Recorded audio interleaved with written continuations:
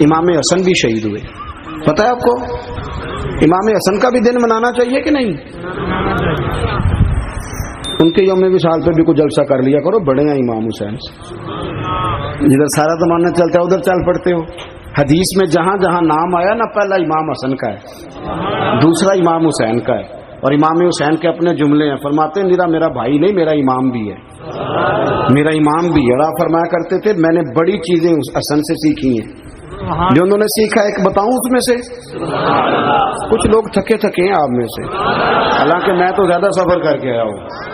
عرض کروں جو انہوں نے سیکھا ہے، سنو. امام حسین خود بتاتے ہیں، فرماتے ہیں کہ اب میرے بھائی نا امام حسن اپنی ایک بیوی کو طلاق دینا چاہتے تھے. اختلاف شدید ہو گیا، بات طلاق تک آ گئی. مجھے پتا چلا تو میں پہنچا. میں نے کہا بھائی جان کیا اختلاف ہے بھابھی سے؟ سنا طلاق دینے لگے. فرمایا ہاں طلاق دے دوں گا. چلی گئی ہے میکے. فرمایا بتائیں غلطی کیا، کیوں دے رہے ہیں؟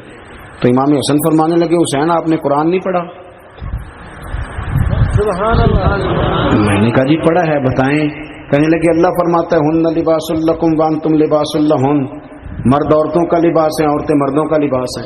فرمایا میری بیوی میں کوئی کمزوری ہوگی تو میں پردہ ڈالوں گا کہ دنیا کو بتاؤں گا؟ امام حسین کہتے میں نے اٹھ کے بھائی کا ہاتھ چوما. میں نے کہا آیت میں نے پہلے بھی پڑھی تھی، تفسیر آج سمجھ میں آئی ہے، تفسیر آج سمجھ میں آئی ہے، میرے بڑے بھائی نے سمجھائی ہے، سمجھ میں آئی. کہتے ہیں کچھ دنوں کے بعد امام حسن نے بیوی کو طلاق دے دی. میں پھر آیا اور میں نے کہا میرے شانوں والے بھائی آپ بھی بتا دیں کیا مسئلہ تھا.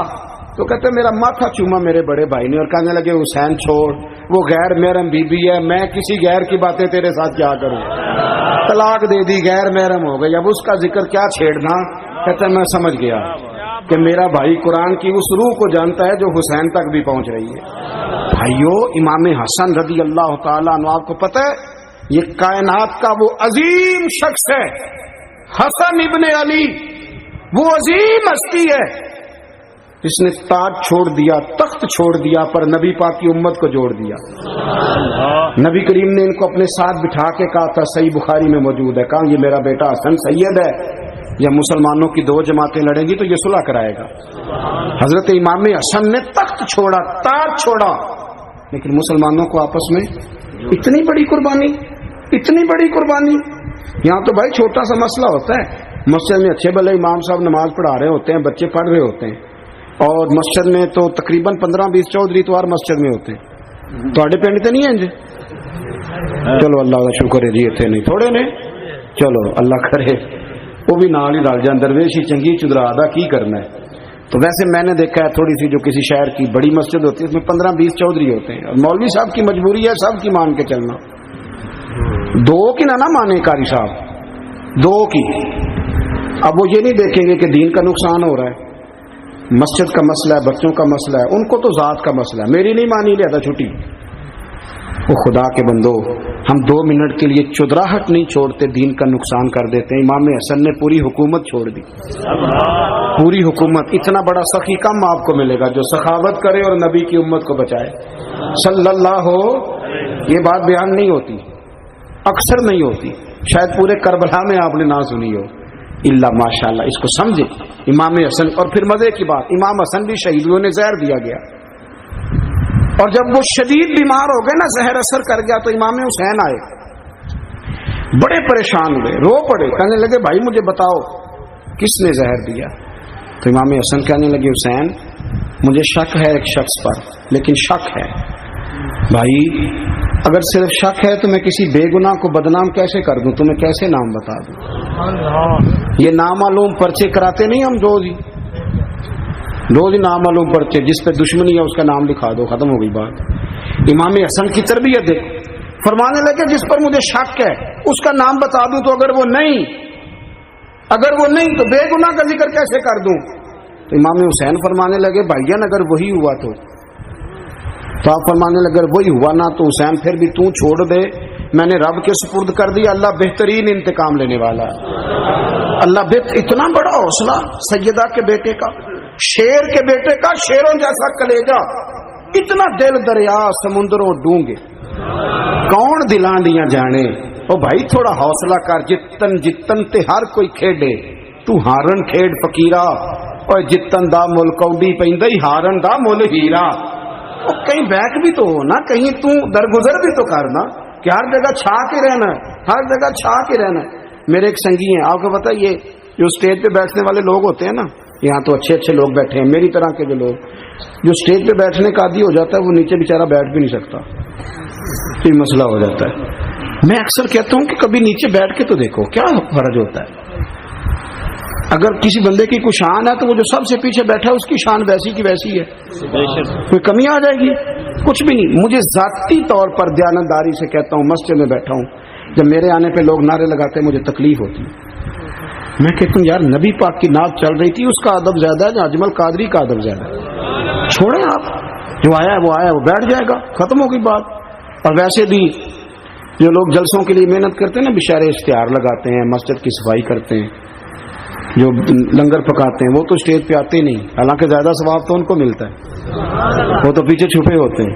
میں کئی دفعہ مجھے پتا چل جائے نا اس کارکن نے زیادہ کام کیا اس جلسے کے لیے, تو میں اس کے کان میں کہتا ہوں میرے لیے بھی دعا کری, اس لیے کہ تو نے محنت کی ہے, تیرا اجر اور ہے. ہم تو شام سے آئے بیٹھے اور چھٹی کر گئے. بھائی تھوڑا پیچھے بھی دیکھے, نبی کریم کے پورے خاندان کی قربانیاں, پورے خاندان. دوپہر کو کھانا نہ پکاؤ تو ہمارے بچے موبائل توڑ دیتے, اور شام کو مرضی کا نہ پکاؤ تو واک آؤٹ کر جاتے ہیں, کہتے ہیں لے آؤ پیسے پھر برگر لے آئیے, میری مرضی کا نہیں پکا. سیدہ فرماتی ہیں میرے گھر میں مہینہ مہینہ چولہا نہیں جلا, مہینہ مہینہ چولہا. 3 روزے رکھے سیدہ فاطمہ نے, مولا علی نے, امام حسن نے, امام حسین نے, اور تینوں دن افطار کے وقت فقیر مانگنے آ گیا تو کھانا وہاں دے دیا. آپ کا کیا خیال ہے جو بے صبر آدمی ہو وہ کربلا میں جا کے لڑے گا؟ جس کو عادت ہی نہ ہو بچپن سے ٹھہرنے کی وہ لڑے گا؟ جو ذرا ذرا سی بات پہ ڈگمگا جاتا وہ لڑے گا؟ اسٹیج پہ نہیں بٹھایا تو لڑ پڑے وہ لڑے گا؟ او خدا کے بندو, بڑا حوصلہ چاہیے, بڑا ظرف چاہیے. امام علی مقام کا ایک قد ہے, ان کا ایک وقار ہے, ان کا ایک حسن ہے. امام حسین رضی اللہ تعالیٰ عنہ نے 25 حج کیے مدینے سے مکے پیدل جا کے, دونوں بھائیوں نے. ہر روز 10 سپارے قرآن پاک کے امام حسین پڑھتے تھے. حضرت عبداللہ ابن زبیر کہتے ہیں میں سیدہ فاطمہ کے بیٹے حسن اور حسین سے جب بھی ملا ہوں دونوں بھائیوں نے روزہ رکھا ہوا ہوتا تھا. انہوں نے اپنی زندگی تقوی سے گزاری, پرہیزگاری اور سخاوت. سبحان اللہ. پتہ ہے سخی مالدار نہیں ہوتا, حضور نے فرمایا بندہ دل کا غنی ہوتا ہے. مالدار تو بندہ بنتا ہی تب ہے جب پیسے جمع کرے, سخاوت کرنے سے تھوڑی مالدار بنے گا. اس لیے درویش کہتے ہیں مالا والے سخی نہیں ہوں, سخیاں کل مال نہیں ہوں. سنیں بہت بڑی سخاوت کی اپنی زندگی میں, ساری زندگی سخاوت میں گزار دی, ساری زندگی. امام حسن نے بھی, امام حسین نے جو آیا دے دیا, جو آیا دے دیا. ہزاروں دینار آتے. ایک دن ایک فقیر مانگنے آ گیا تو امام حسن حسین دونوں تھے. کہنے لگا میں نے سنا بڑے لاجپال ہو, غریب ہو, تو مہربانی ہو جائے. پر میں بیٹھ جاؤ رزق آنے والا ہے. تھوڑی دیر گزری تو 3000 دینار آئے. ویسے میرے کو 3 لاکھ روپیہ ہوتے مسیطے کنے دینے چاہیے؟ میں اپنا پہ پوچھنا, تھوڑا تو پوچھیا ہی نہیں, میں مشورہ پہ لینا. 3 لاکھ جو میرے کو ہوتے مسیطے کنے دینے چاہیے؟ تسی ظاہر ہے ان کو دیانتداری والا مشورہ ہی دینا ہے نا, جی کرنا جو ہی دسنا دینا. کتنا 1000؟ میں کبھی کبھی پیار سے بات سناتا ہوں. ایک سنگی میرے پاس آیا, کہنے لگا سب دعا کرو اللہ میں پیسے دے, میں وہ راج دیاں گا. میں کہ یا اللہ 10 کروڑ دے, 9.5 کروڑ تیرے راج دے چھڑے گا. وہ بھی ہسی آئی ہے جی تسی ہسے ہو نا. آمین نہیں دعا کی, یا چپ کر گیا یا کورن لگ گیا. اور میں کہ کرما لیا آمین تے آ تینوں تے 50 لاکھ پھر بھی پیا بچدا سی, لیکن اسی دعاواں وچ بھی 9.5 کروڑ دین لئی تیار, ناراض نہ ہونا, دعاواں وچ بھی تیار نہیں, مزاج ہی نہیں, طبیعت ہی نہیں. سیدہ فاطمہ الزہرا کے پاس 40 اونٹ کھڑے تھے. ایک بی بی آئی, وہ کہنے لگی اما جی یہ جو اونٹ کھڑے ہیں یہ میرے ہیں, اب بتائیں میں اللہ کے رستے میں دوں تو کتنے دوں؟ سیدہ فاطمہ کہنے لگی 1 بکری دے دے. تو کہنے لگی حضور اگر آپ کے پاس 40 ہوتے تو آپ کتنے دیتی؟ سیدہ فرمانے لگی میں سارے کے سارے دے دیتی. میرے لیے مسئلہ اور ہے, میرے لیے فتویٰ اور ہے, سارے دے دیتے.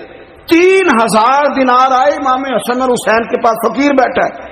فقیر کہتا ہے میرے دل میں خیال تھا کہ 5-10 دے دیں تو میری موج بن جائے گی, پر مجھے نہیں پتا تھا کہ اتنے سخی گھرانے کے پاس آیا ہوں. 5-10 دے دیں تو موج بن گئی.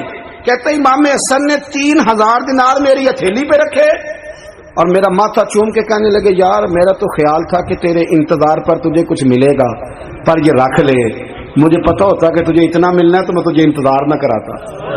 جلدی دے، خود بھیک دے، خود ہی کہے منگتے کا بھلا ہو۔ اپنی زندگی نفاست سے گزاری اہل بیت، قربانی دے کے گزاری۔